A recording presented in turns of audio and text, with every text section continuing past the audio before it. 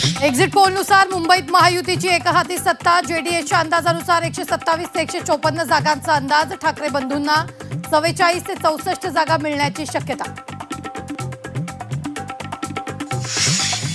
ठाण्यात शिवसेनेचाच भगवा फडकण्याचा अंदाज. शिवसेनेला 69 ते 76 जागा, भाजपला 26 ते 30 जागा.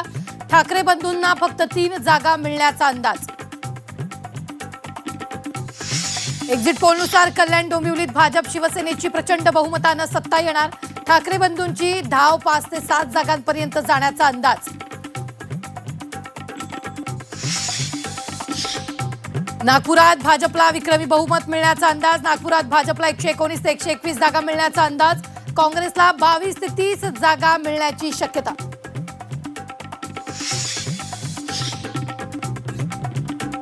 पुणे महापालिकेत भाजप सर्वात मोठा पक्ष. भाजपला 79 ते 92 जागा मिळण्याची शक्यता. अजितदादांना 48 ते 61 जागांचा अंदाज.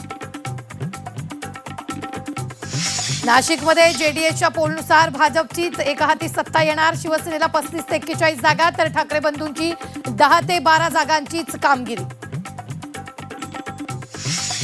राज्यभरातील 29 महापालिका निवडणुकांमधील तब्बल 15,931 उमेदवारांचं भवितव्य मतपेटीत बंद. आता उत्सुकता निकालाची.